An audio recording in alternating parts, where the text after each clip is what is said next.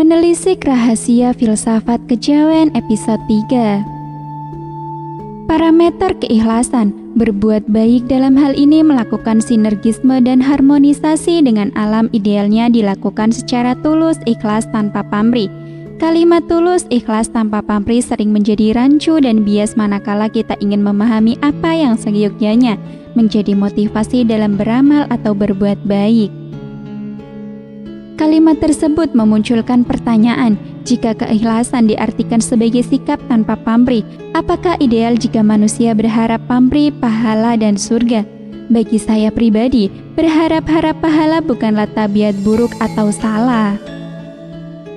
Hanya saja, jika dilakukan oleh orang-orang yang mengaku telah berada dalam tataran kesadaran hakikat, rasanya menjadi kurang pantas dan pencapaian spiritualnya diragukan. Sebab sebagai manusia dengan kesadaran hakikat akan memiliki perasaan duwe rasa, ora duwe rasa duwe. Bukankah Tuhan sudah tiap detik selalu memberikan pahala anugerah, rahmat dan kenikmatan yang jumlahnya puluhan bahkan ratusan, mulai dari bisa bernafas, melihat, merasa, tidak kelaparan, tidak kekurangan air, rasa senang, memiliki properti, dan lain seterusnya. Bahkan tanpa pandang bulu anugerah dan kenikmatan itu tetap dirasakan oleh seorang koruptor, pencuri, penipu, pembohong, pembunuh. Bahkan dirasakan oleh seluruh umat manusia di bumi tidak tergantung dengan apa agamanya, atau primordial, apa suku bangsanya, atau rasis, dan apa kebudayaannya, atau etnosentris. Begitu banyak rahmat dan berkah Tuhan kita rasakan tiap satu detik saja. Apakah manusia mampu berucap syukur satu kali dalam setiap detiknya? Tidak.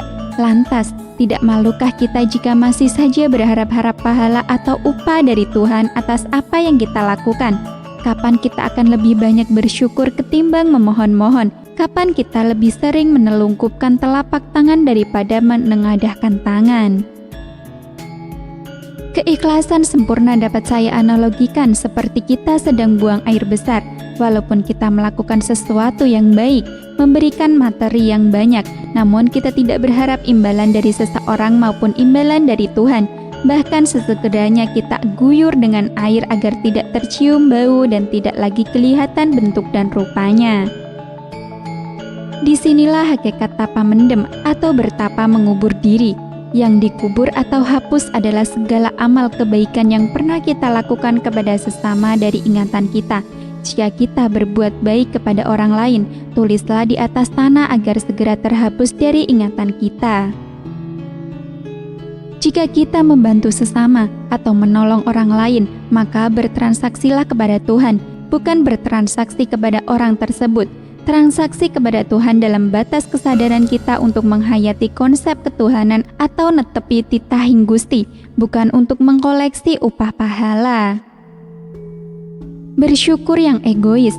Dalam upaya mensyukuri nikmat dan anugerah Tuhan, manusia sering melakukannya secara egoistis. Di mulutnya mengucapkan hamdalah atau puji Tuhan saja, atau kalimat-kalimat lainnya. Namun, kalimat itu hanya sebatas mulut saja, atau lip service.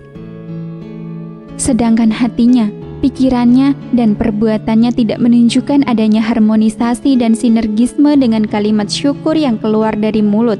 Kita mesti selalu eling dan waspada, karena beginilah bentuk kemunafikan paling halus yang sering tidak disadari oleh manusia. Pencapaian kesadaran spiritualitas yang tinggi antara lain ditandai oleh rasa syukur yang tak pernah putus dalam setiap hela nafasnya. Dalam wilayah tasawuf merupakan bentuk zikir tanpa putus, sedangkan dalam tradisi SSC dikenal sebagai sholat doim atau menembah kepada Tuhan dalam setiap hela nafasnya. Namun demikian, rasa syukur tidak cukup hanya dilakukan sebatas ucapan mulut atau dalam batin saja. Lebih utama adalah mewujudkannya dengan bentuk perbuatan yang konkret dalam kehidupan sehari-hari, dalam berinteraksi dengan sesama manusia, makhluk hidup dan alam semesta. Rasa syukur yang ideal melibatkan 4 unsur dari diri, yakni hati, ucapan, pikiran, dan tindakan, dan dilakukan secara sinkron serta kompak atau tidak munafik melibatkan keempat unsur tersebut. Ciptakan medan magnet.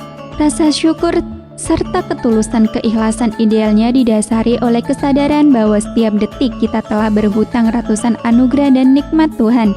Berbuat baik hendaknya didasari oleh kesadaran Tuhan mewujudkan rasa syukur tersebut ke dalam perbuatan konkret. Perbuatan atau amal baik yang kita lakukan seumpama kita sedang membayar hutang. Bagaimana bisa kita membayar hutang namun mengharapkan imbalan? Nah, walaupun laku perbuatan kita dilandasi sikap tanpa pamrih alias tulus ikhlas, bukan berarti apa yang kita lakukan hanyalah sia-sia dan tidak ada efek positifnya. Perbuatan baik kita atau ibadah yang berupa sembahyang dan amal perbuatan baik ditunjukkan semata-mata sebagai laku netepi titahing Gusti. Artinya, sudah sewajarnya manusia hidup di bumi berbuat baik, oleh karena itu tidak ada yang istimewa di dalamnya. Dan tanpa diminta atau dimohon pun asalkan manusia mau berbuat baik dengan tulus, ibarat menciptakan pusaran magnet yang secara otomatis akan menebarkan medan magnet atau kebaikan kepada orang lain lalu mengundang senyawa atau kebaikan yang sama. Itulah rumus Tuhan atau kodrat alam. Secara otomatis rumus Tuhan akan berjalan dengan sendirinya bahwa perbuatan baik akan memancarkan sekaligus mengundang segala kebaikan datang menghampiri diri kita. Sebaliknya perbuatan jahat akan mendatangkan keburukan pada diri kita. Kebaikan yang menghampiri berupa kemuliaan hidup atau surga di dunia maupun setelah kita lahir ke dalam kehidupan yang sejati dan abadi. Sebaliknya keburukan yang menghampiri berupa kehidupan yang hina dan aniaya atau neraka. Jika kita mau mencermati kitab sastra Jendra yang tergelar di jagat gumelar ini, bukankah sudah tampak rumus-rumus dengan jelas? Bahwa tiap-tiap senyawa yang sama memiliki kekuatan untuk saling menyatu, maka terdapatlah berbagai macam aliran, paham, kepentingan yang bersifat konstruktif maupun destruktif masing-masing menyatu dalam wadah kelompok atau golongan yang sama dan senyawa, melingkupi yang wadak maupun yang goib. Maka marilah kita bahu-membahu menciptakan medan magnet yang mulia. Pantaskah kita memohon di antara berbagai doa dan permohonan kepada Tuhan yang Maha Kuasa, bila kita memohon agar memiliki kesadaran, kemampuan, kekuatan dan kemudahan dalam melakukan sinergisme dan harmonisasi dengan jagat raya seisinya, atau beramal kebaikan kepada seluruh makhluk sebagai upaya menghayati konsep ketuhanan atau netepi titahing Gusti. Itulah permohonan yang menduduki ranking pertama paling pantas dan ideal dilakukan manusia kepada Sang Pencipta. Permohonan-permohonan yang lain menduduki ranking berikutnya. Titik temu rasio dan spirit. Untuk itu tugas manusia adalah mampu gayuh kawicaksananing Gusti, mampu memahami apa yang menjadi kehendak alam atau kehendak Tuhan dengan berbagai cara yang ditempuh misalnya oleh rasa atau olah batin, yakni mengolah kepekaan indera Anda yang keenam.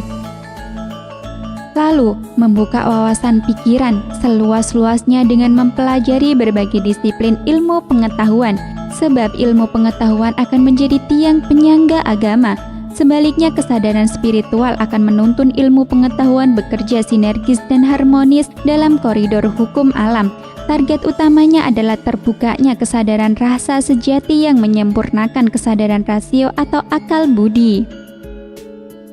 Puncak ilmu kejawen, ilmu sastra Jendra Hayuningrat Pangruwating Diyu adalah puncak ilmu kejawen. Sastra Jendra Hayuningrat Pangruwating Diyu artinya wejangan berupa mantra sakti untuk keselamatan dari unsur-unsur kejahatan di dunia.